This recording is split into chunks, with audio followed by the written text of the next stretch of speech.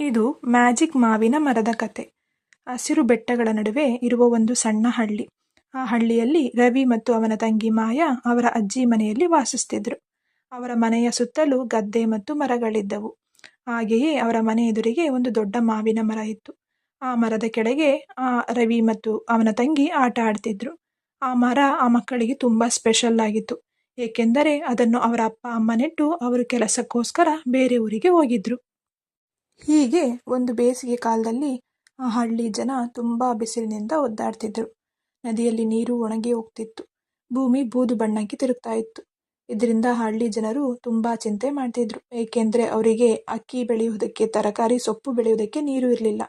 ಆದ್ರೆ ರವಿ ಮತ್ತು ಅವನ ತಂಗಿ ಮಾಯಾ ಒಂದು ಅದ್ಭುತವನ್ನು ಕಂಡರು. ಅವರ ಮಾವಿನ ಮರ ಮಾತ್ರ ಹಸಿರು ಬಣ್ಣದಲ್ಲಿತ್ತು. ಅದು ತುಂಬಾ ಸಿಹಿ ಮಾವಿನ ಹಣ್ಣುಗಳನ್ನೇ ಕೊಡ್ತಿತ್ತು. ಆ ಮಾವಿನ ಮರ ಮಾತ್ರ ಒಣಗಿರಲಿಲ್ಲ. ಹೀಗೆ ಒಂದು ದಿನ ಒಂದು ವಯಸ್ಸಾದ ಅಜ್ಜ ದೂರದ ಊರಿನಿಂದ ಬಂದು ಅವರು ರವಿ ಮನೆಗೆ ಹೋದ್ರು.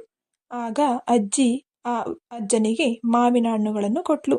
ಆಗ ಆ ಅಜ್ಜ ಹೇಳಿದ್ರು, ಈ ಮಾವಿನ ಮರ ವಿಶೇಷವಾಗಿದೆ. ಇದು ಪ್ರೀತಿ ಮತ್ತು ದಯೆ ಇರುವವರ ಹತ್ರ ಮಾತ್ರ ಇಂಥ ಮರ ಇರುತ್ತೆ ಅಂತ ಹೇಳಿದ್ರು.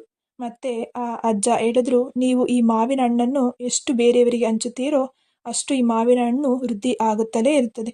ಈ ಮಾವಿನ ಮರ ಇನ್ನಷ್ಟು ಹಣ್ಣನ್ನು ಕೊಡುತ್ತಲೇ ಇರುತ್ತದೆ ಅಂತ ಆ ಅಜ್ಜ ಹೇಳಿದ್ರು.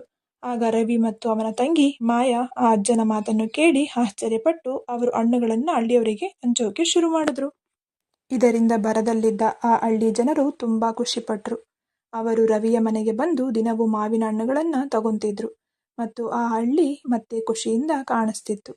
ಆಗ ಆ ಅಜ್ಜ ಹೇಳಿದ್ರು, ದಯೆ ಮತ್ತು ಪ್ರೀತಿ ಅನ್ನೋದು ತುಂಬಾ ವಿಶೇಷವಾದದ್ದು. ನೀವು ಎಷ್ಟು ಹಂಚುತ್ತೀರೋ ಅಷ್ಟು ನಿಮಗೆ ಜಾಸ್ತಿ ಆಗುತ್ತೆ ಅಂತ.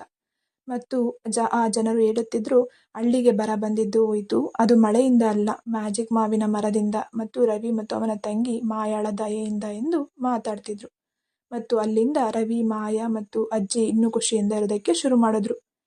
ಇದರಿಂದ ನಾವೇನು ತಿಳ್ಕೊಬೋದು ಎಂದ್ರೆ, ಹಂಚುವುದರಿಂದ ಮತ್ತು ದಯೆಯಿಂದ ನಮ್ಮ ಜೀವನದಲ್ಲಿ ಮತ್ತು ಬೇರೆಯವರ ಜೀವನದಲ್ಲಿ ಮ್ಯಾಜಿಕ್ ಅನ್ನು ತರಬಹುದು ಎಂದು ತಿಳ್ಕೊಬೋದು.